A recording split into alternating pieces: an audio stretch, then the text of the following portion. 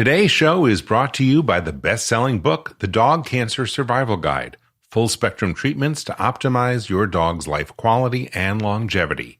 It's available everywhere books are sold, in both paperback and digital editions, and on the publisher's website at dogcancerbook.com. Use coupon code PODCAST on that website to get 10% off the Dog Cancer Survival Guide today. So you don't want to put so much pressure that the tissue around it starts turning white, because that means you're compressing off all circulation. That's the same principle that applies to tourniquets. Tourniquets can be life-saving, but they cause significant damage because they truly cut off all the circulation to an area. So if you push so much pressure that you're starting to see the area around that kind of turn white, you're probably applying too much. Welcome to Dog Cancer Answers, where we help you help your dog with cancer. Here's your host, James Jacobson. Hello, friend, and welcome to Dog Cancer Answers. Today, we're going to tackle a topic that is beneficial not only to owners of dogs with certain types of cancer, but also to dog owners in general. As perfect as our pooches may be, every once in a while, they get themselves into a little bit of trouble. And some of that trouble might lead to a bleeding wound. To discuss how to stop bleeding in your dog, we are joined once again by our chief veterinary editor, Dr. Nancy Reese, an experienced veterinarian who has a master's in preventative veterinary medicine and a PhD in epidemiology. Dr. Nancy, thank you so much for being with us today. Well, thank you for having me. It's always a pleasure to talk to you guys. Today we're going to talk about a bloody topic, and that is, things that can happen related to blood. I hate blood, Nancy.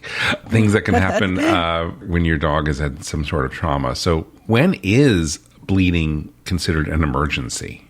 So probably the most common source we have about phone calls for bleeding is when people clip a toenail too close. So it always looks like a lot of bleeding, but that's not something where they're actually going to lose a significant amount of blood. But for something like that, if you know you're going to trim your dog's nails, having something like some styptic powder, which is stuff you can buy at pet food or pet stores, that works great for, clotting that blood on a bloody toenail. But I've had people use cornstarch or flour as an emergency backup because it just provides kind of a substance for the blood cells to grab onto and clot the blood. So bloody toenails are a very frequent source of bleeding, but obviously you can have all sorts of other things, sharp objects in the house or anything out in the yard that can certainly cause more significant bleeding. Okay. And so, styptic powder, pretty simple thing, but let's turn this to a more aggressive or scary type of bleeding that could be connected to cancers, because there are some cancers that are likely to cause bleeding, right? Right, absolutely. And the classic one that we think of is something like a hemangiosarcoma. Mm-hmm. Certainly that can cause more often internal bleeding, which is a little harder to be able to do something about or recognize at home. Although Union Bio is, and I think that's been talked about on this show in several different contexts and episodes. And we'll put links to Union Bio conversations in today's show notes so that people can learn more about that. Perfect. That's great, because the capsules themselves seem to have some anti-bleeding properties, and then the packages usually come with a sort of a little mysterious emergency red pill. The red pill. And the red pill. And in cases of, that uncontrolled bleeding, people will use that red pill.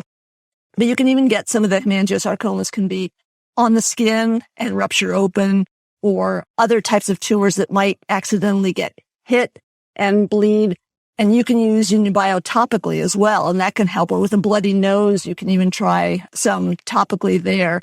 You don't want to be squirting it far up the nose, but if it's kind of an external bleed, you can open those Union Bio capsules and put some of the powder directly on something bleeding, and that can help stop things until you can get to an emergency vet clinic. Okay, so is it mainly hemangiosarcoma and nasal tumors that cause bleeding issues?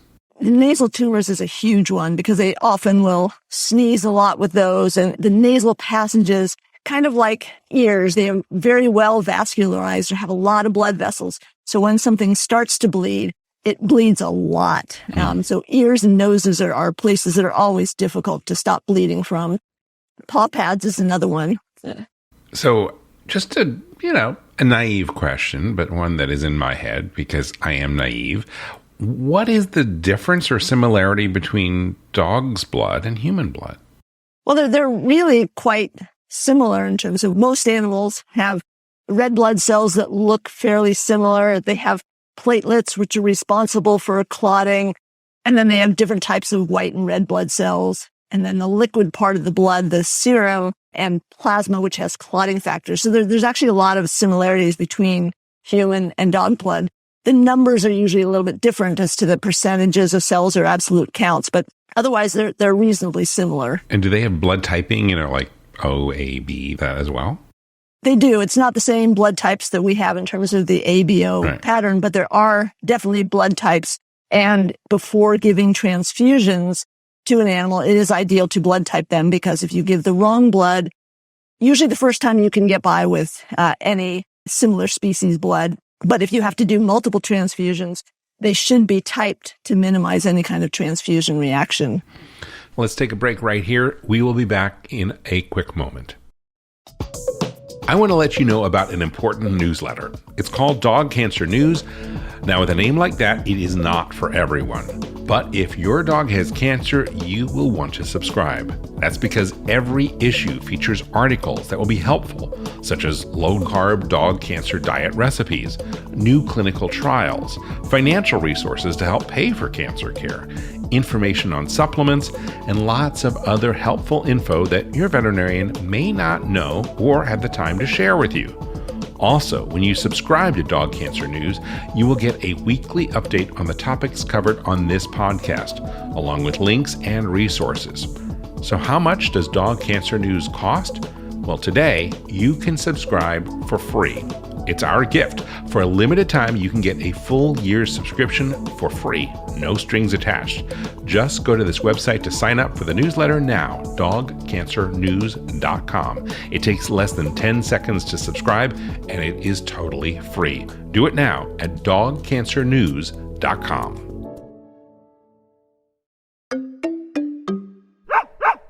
Welcome back. We are speaking with Dr. Nancy Reese about bleeding in your dog. So I've held some greyhounds in my experience who had hemangiosarcoma, and they were just sort of like bleeding out. It was sort of leaching through the skin. And it was really, a difficult thing because the dog wasn't all that aware of what was happening, but it was very apparent. In situations where you have that, what do you do? So some of the things, the general bleeding first aid procedures can help a little bit. So applying direct pressure, if it's actually bleeding out through the skin where you're seeing the liquid pooling there, you can apply some gentle direct pressure. You don't want to put so much pressure that you would cause more damage. But if you get a non-fibrous type of dressing and apply it over there and keep pressure on that area, if there's still enough clotting factors, you can get some relief with just that direct pressure. One of the hardest things in the first aid principles is never to peek under that dressing, because as soon as you lift that up, you remove the clot and things start over. So if you see something bleeding through that dressing, you need to apply more rather than lifting it up and starting over. Got it. But it's tough with something like hemangiosarcoma, because if something like that ruptures, it's usually such a large volume of blood. It's not just a normal blood vessel that has ruptured and you're just trying to seal a little leak. It's usually a big habitated or a voluminous area that ruptures, so the blood loss can be much more dramatic and direct pressure might not help.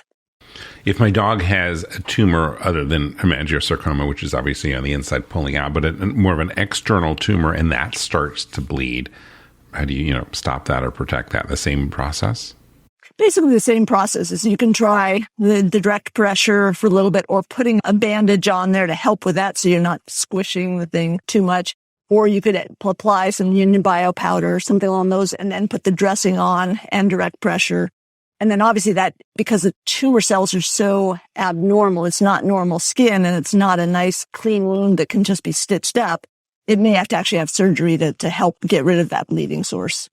And I know this is an audio podcast, but when you talk about direct pressure, how do you know how much is too much? Like, it's going to hurt a little bit when you have a bleeding finger and you squeeze it, but you know that you're not crushing it. Where do you find that finesse? That's a really good question, because I think our tendency is to put a lot of pressure on something. Mm-hmm. With a dog, first of all, they're going to let you know if it's too much pressure, because they're going to say, that really hurts, and they might try to bite or move away. So you don't want to put so much pressure that the tissue around it starts turning white, because that means you're compressing off all circulation. That's the same principle that applies to tourniquets. Tourniquets can be life-saving, but they cause significant damage because they truly cut off all the circulation to an area. So if you push so much pressure that you're starting to see the area around that kind of turn white, you're probably applying too much. Got it. Is there anything else? I mean, these are sort of, we've been talking about septic powder and applying pressure, and a little bit about Union Bio as it relates to basically just that one cancer, hemangiosarcoma. Is there anything that is, more high tech or more cutting edge than this basic type of first aid? There actually are some pretty interesting products. One I can think of off the top of my head is Hemablock. And I believe there was one of these that had a really fascinating story of, I think it was some high school kid that developed it for a science project. I can't remember if it's Hemablock or one of the other ones. But those are tremendous at activating clotting factors and things. You can buy this. I believe it's over the counter. I'm sure Amazon sells it. But they come in a powder form. You can use it surgically if you have something that's bleeding during a surgery and things. You can actually apply this stuff even in the abdomen and things that can help to clear up the bleeding there. So that's a great one. And I would say if somebody had like a working dog, or you're going out backpacking with your dog and there's a chance that you might be in the backcountry and need to apply first aid, maybe having something like that would be handy to have, because it's going to take a while before you can get back to civilization if you were out with your dog and it got a severe injury. That is an awesome tip. So it's more sort of like a high-tech septic pencil. Yeah, exactly. There's also pressure points, just like they have in people. Dogs have pressure points. It's hard to describe audio-wise, but in the armpit, on the brachial artery, or in the groin, on the femoral artery, you can apply direct pressure there. And that's usually not as dangerous as a tourniquet, because you're just cutting off one artery and you can't put as much pressure as a tourniquet could. But that's a great way to reduce bleeding to a particular area, particularly if you can combine it with elevating. So if a paw is bleeding like crazy, you can raise that paw above the level of the heart and use a pressure point, and that might be enough to stop bleeding. Wow. Those are some great tips. Anything else that I should have asked about bleeding and what you can do to stop it that we haven't covered? Avoid it in the first place. Okay, well, how do you do that? Be cautious of where your dog goes. So trauma-wise, if you know you're going to be out in sharp rocks, maybe have the dog have a pair of booties.